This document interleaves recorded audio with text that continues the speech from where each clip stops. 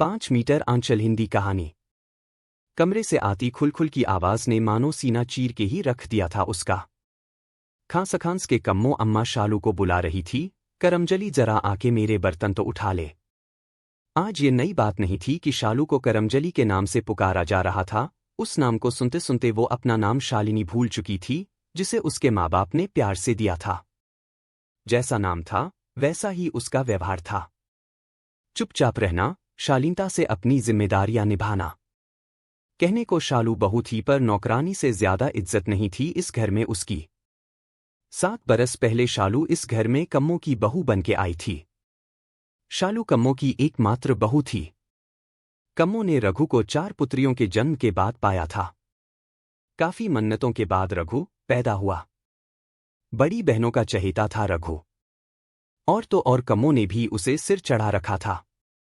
सो पढ़ाई पे कोई ज्यादा ध्यान नहीं था। राजसी ठाठ अभी कम्मो के छूटे नहीं थे। राजा महाराजाओं के समय में कम्मो के पति कुंभरराज राजमहल में राजपुरोहित हुआ करते थे। राजाओं का जमाना अब लग चुका था। कम्मो जब ब्याह के आई तब ठीक ठाक हालात थे। खान पान रहन सहन काफी नवाबों वाला था। धीरे धीरे सब खत्म हुआ।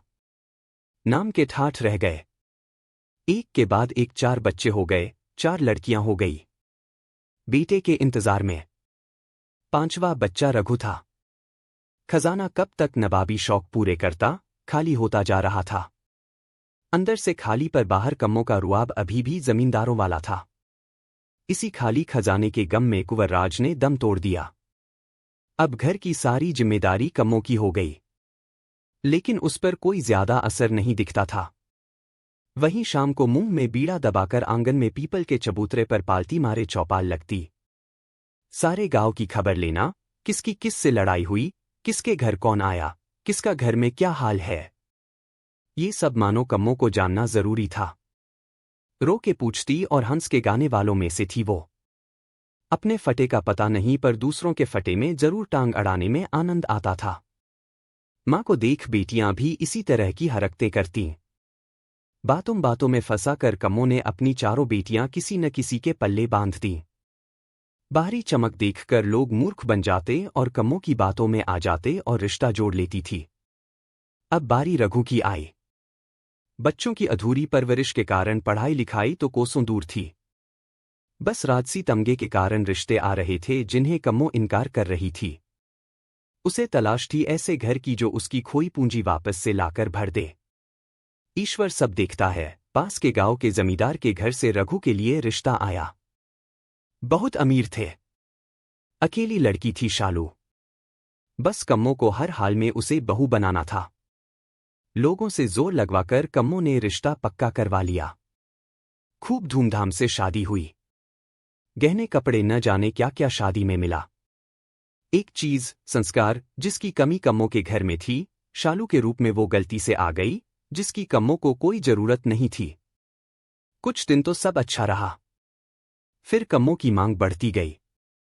मायके जाती तो शालू को अपने मायके से लाने वाले सामान की लंबी लिस्ट मिलती लाने के लिए, जो उसे अच्छा नहीं लगता था। इस बार जब वो गई तो कुछ नहीं लाई। बस अपनी माँ की एक जरी की साड़ी जो शालू की नानी ने उसकी माँ को दी थी। उस साड़ी का महत्व केवल उसका परिवार ही जानता था। इतने गरीब घर में आकर कभी उसने अपनी असलियत अपने माँ बाप को न बताई, लेकिन अब वहां से कुछ न लाने की सोच बस वो 5 मीटर आंचल लाई, साड़ी जो हर परिवार की मर्यादा होती है अगर समझो तो। अब कम्मों का व्यवहार भी बदल गया। वो शालू को करमजली कहने लगी जैसे उसने ही सारा घर खाया हो। दहेज की रकम से अच्छा चल रहा था, पर शालू ने अब घर से कुछ न लाने की ठान ली। घर के हालात देख रघु अपने दोस्त की दुकान पर बैठने लगा। जो थोड़ा मिलता उसी से शालू घर चलाती। शालू घर के काम में लगी रहती। इसी बीच शालू पेट से हो गई, लेकिन कम्मो वही गाली गलौज, चौपाल पर बहू की चुगलियों से बाज नहीं आती थी। दूसरों के साथ अपनी घर की भली बुरी भी पो देती थी। बहू पर बिल्कुल ध्यान नहीं था, बस खुद जवान सी बनी ठनी रहती। थोड़े समय बाद शालू ने नन्ही परी को जन्म दिया। कम्मो ने अंदर से ही चिल्लाकर दाई से पूछा, क्या जना है करमजली ने? लक्ष्मी आई है अम्मा, दाई की अंदर से आवाज आई। कम्मो ने तुरंत कहा, अरे नागिन आई है डसने। एक क्या कम थी, घर खाने दूसरी भी आ गई। शालू के धैर्य की मिसाल शायद थी ही नहीं, वो सदा की तरह चुप रही और अपना काम करती रही। बस रघु ही था जो उसे सांत्वना देता रहता था। परिस्थिति और कम खुराक ने शालू को बिस्तर पर ला दिया। सीने में दूध बन नहीं पा रहा था तो बच्ची भूखी ही सो जाती। कम्मों की खुराक में भी कमी नहीं आ रही थी। उसकी आवाज और चौपाल वैसी ही थी जैसी शालू की शादी के समय। ऐसा नहीं था कि शालू की जुबान नहीं थी, लेकिन चुप थी तो केवल अपने संस्कारों से। घर में काम की व्यस्तता से कभी वह अपनी माँ से मिलने न जा पाई। जब कभी याद आती तो माँ का दिया 5 मीटर आंचल बाहों में भर कर सिसक लेती थी। कम्मो शालू की माँ से बिल्कुल विपरीत थी। जरा सी बात पर चिल्लाना, गाली गलौज करना कम्मो के लिए आम बात थी। दूसरों का ख्याल रखने में शालू अपनी तरफ बिल्कुल ध्यान नहीं दे पाती थी।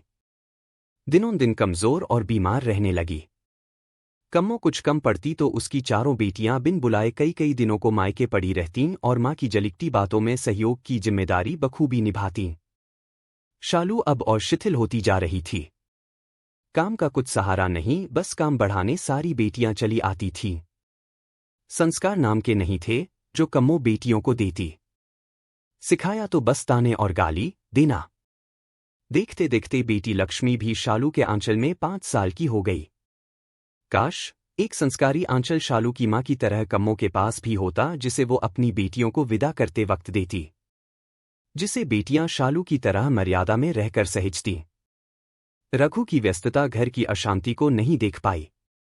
शांत स्वभाव की शालू भी घर की खातिर उसे कुछ नहीं बताती थी। रघु सोचता था कि सब कुछ ठीक चल रहा है और इसीलिए सब बहनों और माँ की मनमानी चल रही थी। शालू को हमेशा कम्मो ये ही ताने देती थी कि मेरे 5 बच्चे हैं, मैंने इन्हें नाजों से पाला है, इनको वैसे ही रखना जैसे मैंने इन्हें रखा है। इन्हें बिल्कुल कष्ट नहीं देना और मुंह से एक शब्द भी न निकालना। रघु चाहकर भी कम्मो के खिलाफ कुछ बोल नहीं पाता था।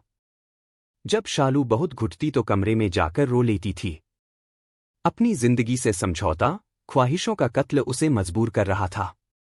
उसने खुद को जिम्मेदारियों की भेंट चढ़ा दिया था। वो कहीं से भी बहू सी नजर नहीं आती थी। नौकरानी की तरह रहती थी। बेटी लक्ष्मी भी काफी समझदार शांत थी। कम्मो के पास जाने से डरती थी क्योंकि शब्दों को समझ ही नहीं पाती थी।